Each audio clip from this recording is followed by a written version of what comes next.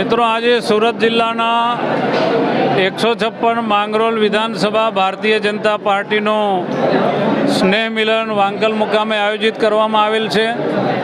આ સ્નેહ મિલન કાર્યક્રમમાં જિલ્લાના અમારા ત્રણેય મહામંત્રી શ્રી જીગરભાઈ, કિશનભાઈ, રાજેશભાઈ, સુમૂલ ડેરીના વાઇસ ચેરમેન રાજુભાઈ, અમારા તાલુકા પંચાયતના પ્રમુખશ્રીઓ, જિલ્લા પંચાયતના સભ્યશ્રીઓ અને તમામ કાર્યકર્તા ખૂબ મોટી સંખ્યામાં અહીંયા ભેગા થયા છે। ત્યારે સૌથી આનંદની વાત એ છે કે જે મહારાષ્ટ્રની અંદર હાલમાં જ કોંગ્રેસ, એનસીપી અને શિવસેનાના સુપડા સાફ કરીને ભારતીય જનતા પાર્ટી અને યુતિએ જે જંગી બહુમતી હાંસલ કરી છે એના તમામ કાર્યકર્તાઓને હું લાખ અભિનંદન આપું છું।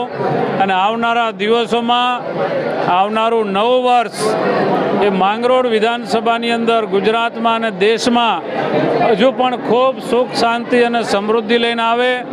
ભૂપેન્દ્રભાઈ પટેલ સાહેબની આગેવાનીમાં, નરેન્દ્રભાઈ મોદી સાહેબના માર્ગદર્શન હેઠળ ગુજરાત હજુ પણ આવનારા દિવસોમાં પ્રજાહિતના કાર્યો કરીને, પ્રજાલક્ષી વિકાસના કામો કરીને વિકાસની અનેક ઊંચાઈઓ સિદ્ધ કરે અને છેવાડાના માનવી સુધી, ગરીબથી ગરીબ માનવી સુધી પણ સરકારની યોજનાઓ અમે પહોંચાડી શકીએ એવો આજના અમારા ભારતીય જનતા પાર્ટીના સ્નેહ મિલનના કાર્યક્રમમાં અમે કાર્યકર્તાઓને અનુરોધ કર્યો છે।